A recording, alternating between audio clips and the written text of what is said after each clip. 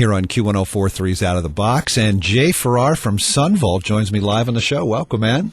Hey, good to be here. Good to see you, as well as band member Chris Frame over here. He's standing by the amplifier getting ready to play for us.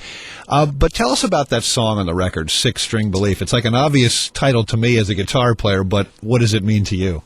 I guess it was just kind of a reaffirmation of getting back to kind of a melodic rock and roll song, but some of the lyrics at the time were kind of, a lot of people think that they're like politically subversive or something, but they're really, I was looking at things from more of a music industry context where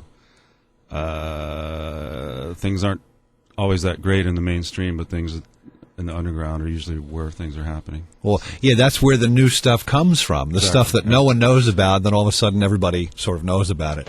Okima and the Melody of Riot, the name of the new album from the band, the fourth studio album, I think it is for the band, is it?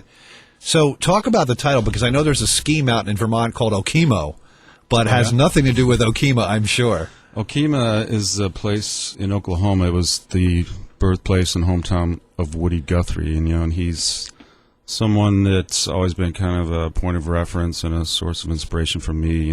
It's kind of, his music is the kind of music my parents played, and that's what I heard as a kid growing up. So, and of course, he was a big influence on people like Dylan and right, absolutely. And his son, for that matter, I'm sure. So Arlo, yeah. Here on Q1043's Out of the Box, I'm Jonathan Clarke. You were talking about Woody Guthrie before, and he was a big influence on you growing up. Graham Parsons, too, I think you sort of admired as you were sort of a young artist, too. Tell us about how Graham sort of influenced you. Yeah, that's right. I was exposed to country music and folk music as a kid, and, kind of, in a way, kind of rebelled against that and just didn't really want to play the music that my parents were playing. So, what were your parents playing? Stuff like Woody Guthrie and Jimmy Rogers and Hank Williams and stuff like that. Yeah. So, I was more interested in, at that time when I first started playing guitar, I was playing like Gang of Four and the Ramones and stuff like that. Mm-hmm.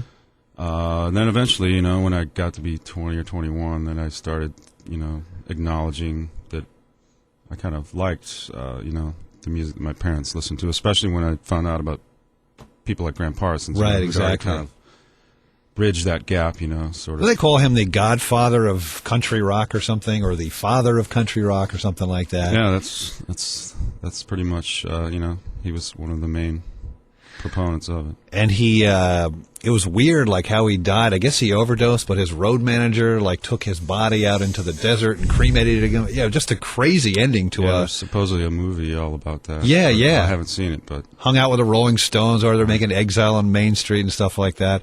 But now you participated in a Graham Parsons tribute as well. Talk about that. It was it was a good thing.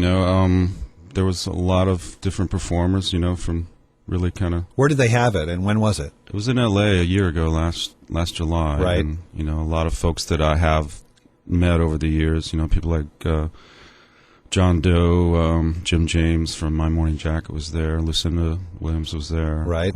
It was just a good event. A lot of people just paying their respects to Graham. There's a DVD out now, I think, on that as well.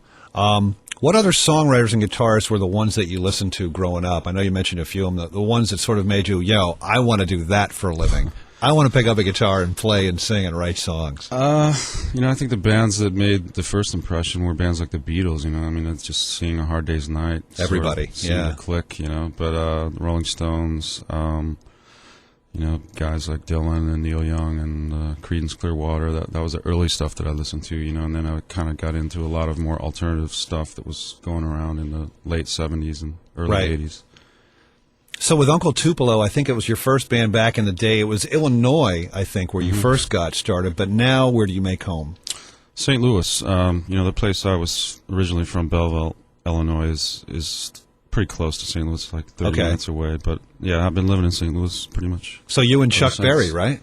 Chuck is there. Occasionally, you can see him he plays once a month at this little bar in St. Louis. So it's. I heard Chuck didn't show up to Johnny Johnson's funeral because he had a gig. Yeah. I mean, I love Chuck, but that's so Chuck, right? I mean, absolutely. Did you ever see that movie Hail, Hail, Rock and Roll? I did. Yeah. Oh, unbelievable. He's a really great The thing I love about that movie is his little lap still playing. He's a great slide. Yeah, which he you is. would never expect. You would never know that, yeah. I know you guys just played some shows in New York, but we can check you out on Letterman, I think. It says August 1st or something, or... Yeah. It's coming up.